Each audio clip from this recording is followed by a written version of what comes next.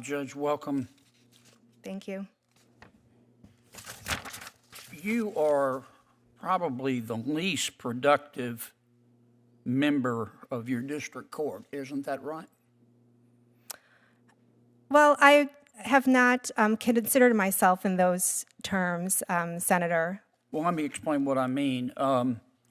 You have 125 motions pending that you've declined to decide.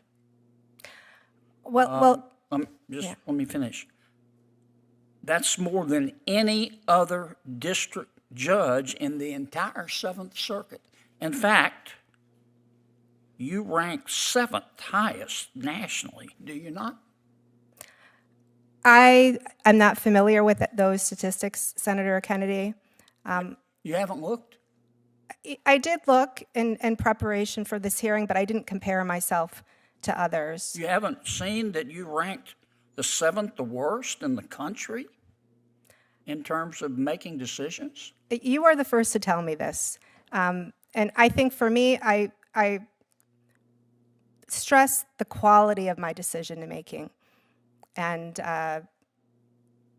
as I explained, I was the first district judge to come on during this administration. Yeah, but so were all the others. I mean, there have been 68 district judges confirmed in the 117th Congress. In terms of motions pending for more than 6 months, you rank number 3. You all came on at the same time. You all had the same problems with COVID.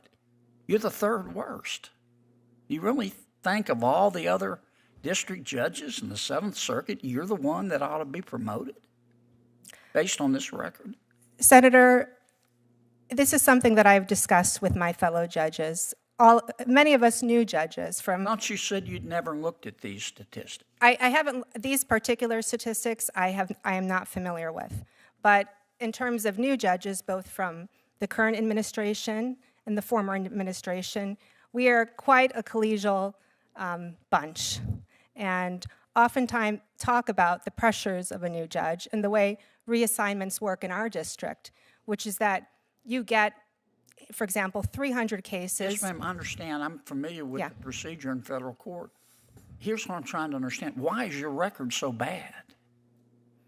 Well, I don't view it that way, Senator. When I look at the quality of my decision-making, the feedback that I get from parties, Of course parties are not going to criticize you. They want you to rule in their favor. I understand, Senator Kennedy. I mean, that's just the way it works. Help me understand why you have such an abysmal record in moving cases. I mean, it costs a lot of money to litigate, and people are paying. Welcome back to the channel, folks. Today's video is wild. We're diving into one of the most uncomfortable Senate confirmation hearings you'll ever see. A federal judge, under the spotlight, faced a brutal grilling over her performance, and let's just say, things got tense. Senator John Kennedy didn't hold back, and the judge, well, she had a lot to answer for. Buckle up, because this is one for the books. Imagine being told on national TV that you're the worst in your circuit for moving cases. That's exactly what happened here. Senator Kennedy laid out the stats out of all district judges in the Seventh Circuit. This nominee ranked last in case movement. Not only that, she was number 3 nationwide for motions pending over 6 months. You ranked the 7th worst in the country. Ouch, that's not just bad, it's abysmal. And yet somehow she says she wasn't even aware of those numbers. Really? When pressed, the judge said she stands by her record. But let's break that down. She claims the backlog and the challenges of being a new judge caused delays. But Kennedy was quick to point out all the other judges were new too. They had the same caseload, the same backlog. So why was she falling behind while others kept up?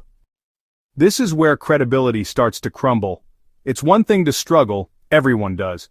But if you're asking to be promoted, you better be ready to defend your track record with something stronger than, "I didn't know." And just when you thought it couldn't get worse, Senator Kennedy pulled out a pro bono brief the judge signed back when she was a partner at a law firm. The kicker? The brief... And of all the district court judges you're in the Seventh Circuit, you're the worst in terms of moving cases. Why do you think you deserve to be promoted over all of those others? So, Senator, again, I'm not familiar with the statistics, but I stand by my record and that I give parties what they need. I think, I am regularly in my courtroom. I am regularly issuing decisions. I just came on at a very difficult time where there was a backlog in the courts. So did everybody else. Let me ask you, when you were a partner in your law firm, you volunteered to write a brief on behalf of the Brady Center. You wrote the brief, and this is what you said. You volunteered for this. You weren't being paid. Is that right? This was a pro bono case that one of my partners brought in, yes.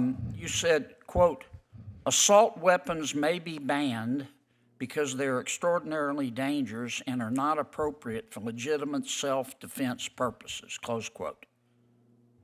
Tell me what you meant by assault weapons. Thank you, Senator Kennedy. Just to clarify there, I was local counsel.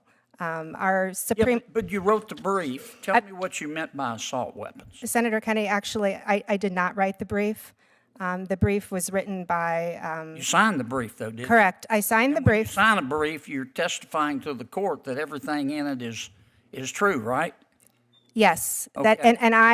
So they're your words in terms of the court, right? Well, you're correct, Senator Kennedy. Okay. I would never sign... Tell me what you meant by assault weapons. So I am not a gun expert, and at the time, that brief, I think, was about 10 years... But you were giving the court advice about, say, ban assault weapons. What is... You told the court you were an expert. Just tell me what you wanted to ban. Senator, sitting here today, as I said, I did not write that brief. I was local counsel. Sign the brief. I understand. At the time... Tell me what you wanted to ban. That's all I want to know, Judge. I don't remember the exact definition of assault weapons in the ordinance that was at issue. So you submitted a brief.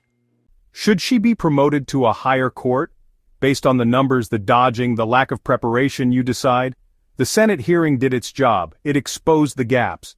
Whether or not she moves forward, this moment shows just how critical accountability is in our justice system. All right, y'all, what do you think?